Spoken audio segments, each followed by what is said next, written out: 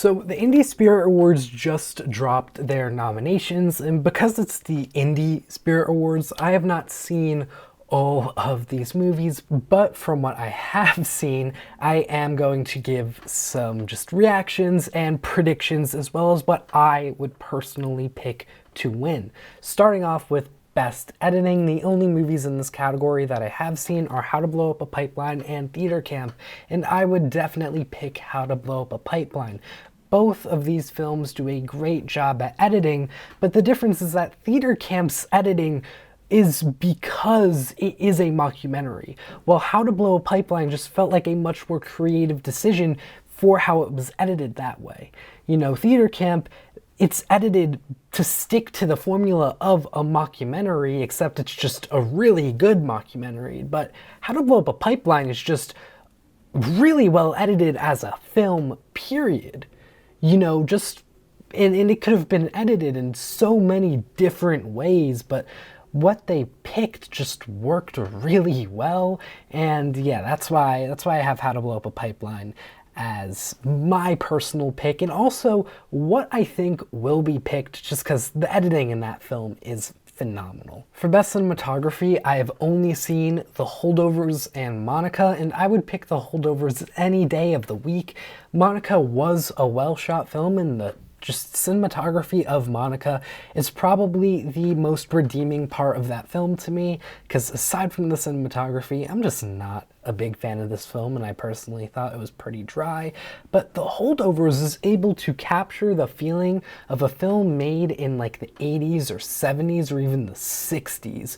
And a big part of that is the cinematography, and it's just, it's so good.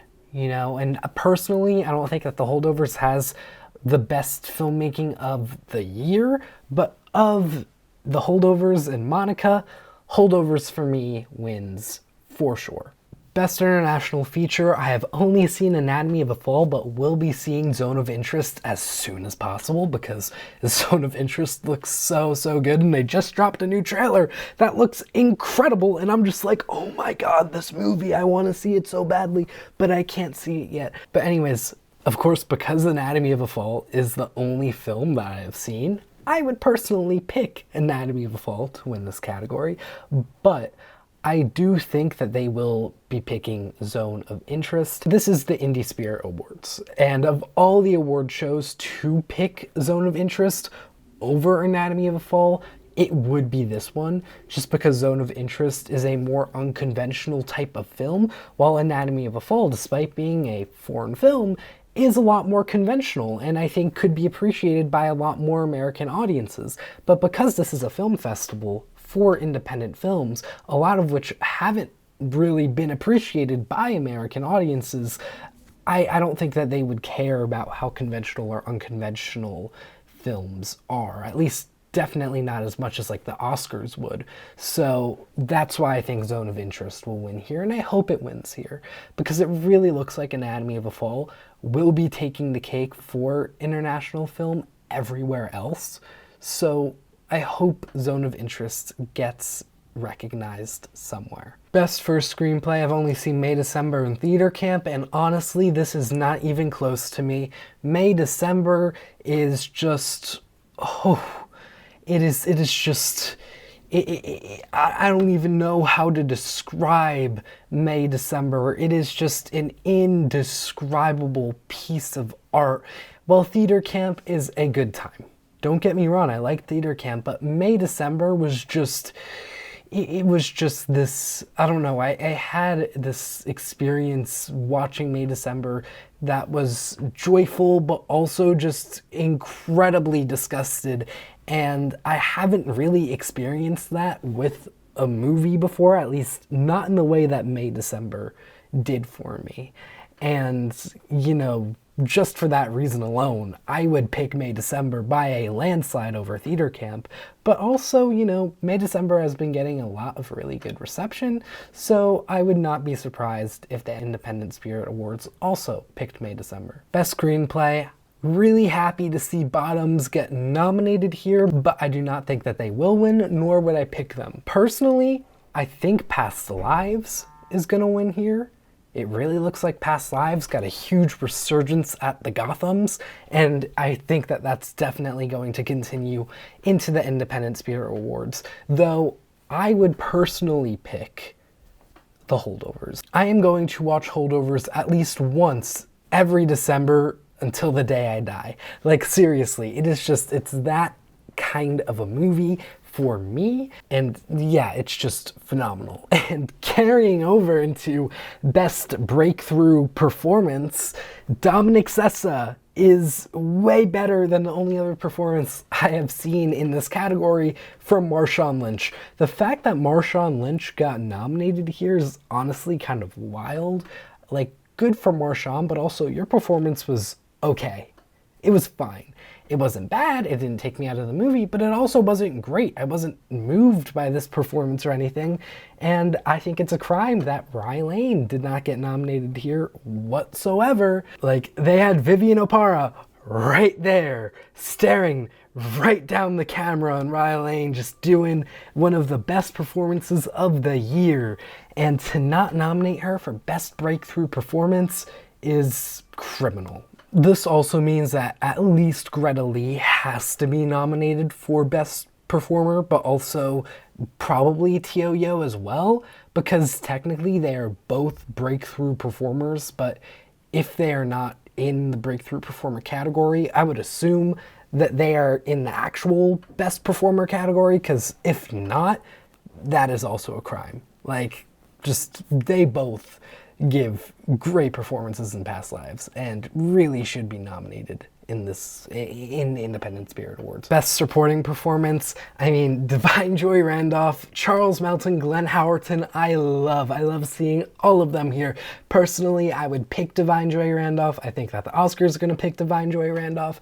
And here, I mean, I don't really know if they will pick Randolph for the Independent Spirit Awards, because you could pick Randolph, but also the Gothams picked Charles Melton, and, you know, like, we could see Charles Melton get, like, winning here as well, and I would not be too surprised by that. He gives a phenomenal performance in May, December, and is definitely on his way to an Oscar nomination.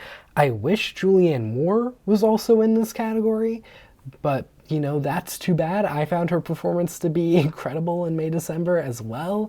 But yeah, Charles Melton did have a lot more layers than Julianne Moore did in the film, so I do get why he got nominated over her. And Glenn Howerton, I also said this in my Gothams video, but his performance is more of a co-lead performance, but I am glad to just see him getting attention.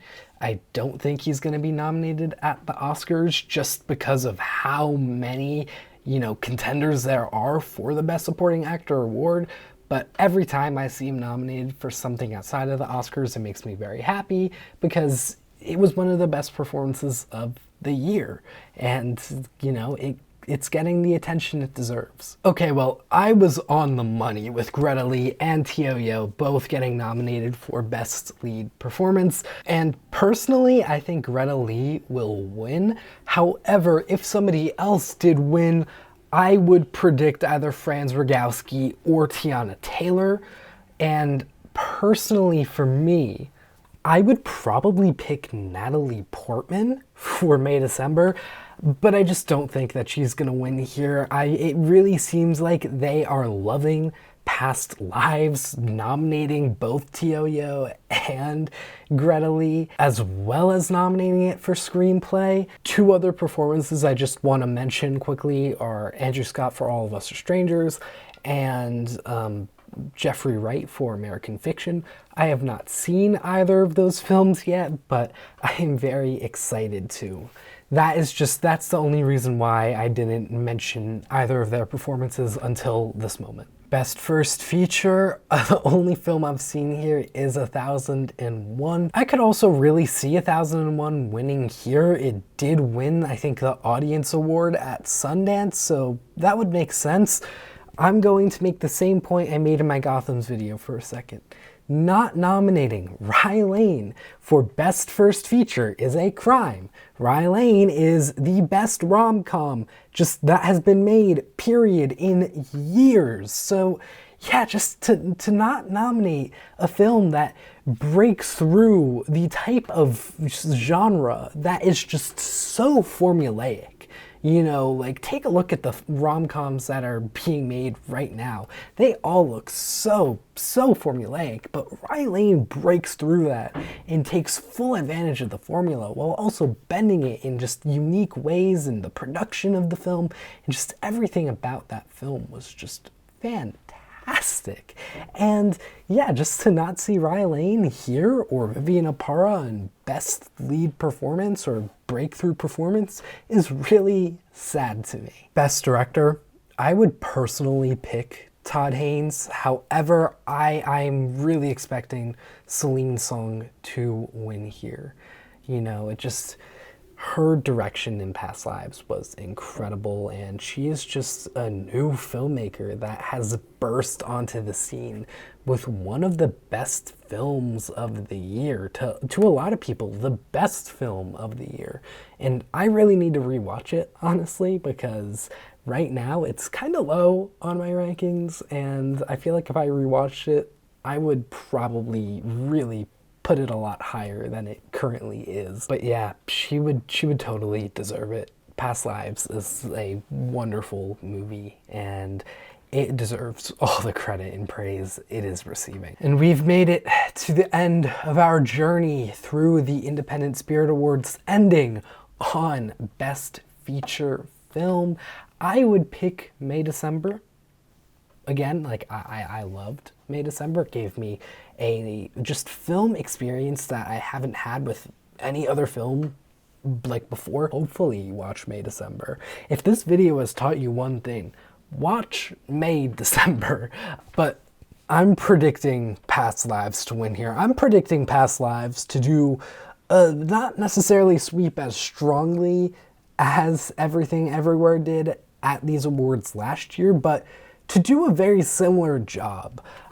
Past Lives, you know, it's a great movie, and I would not be surprised if an award show like this really tried its best to push Past Lives and kind of pressure the Oscars to nominate it for a lot, because it's a very deserving film, in my opinion. And looking back at the awards now that I've gone through everything, definitely there is a sort of foot race between, it seems like, 4 movies here that will all really be fighting to win the biggest awards. That's Past Lives, All of Us Strangers, May December, and Passages. Those 4 films seem to be getting the most attention here, and yeah, I'm really interested to see how it turns out, because I think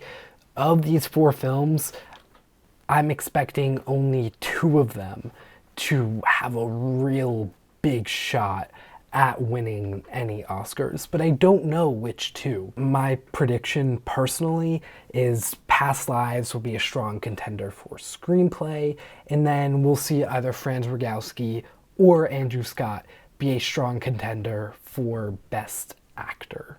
And that's the most I think we're gonna really see from these films, just because the Oscars are loaded this year. Barbenheimer, Killers of the Flower Moon, you know, there's a lot. And an indie film to dominate this year would just be really difficult.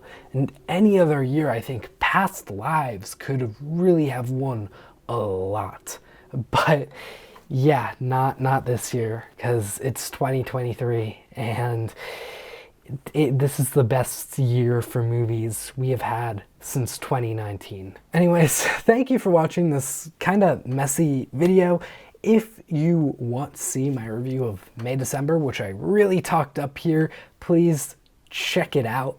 You know, I love that movie, and yeah, have a good one. Take care.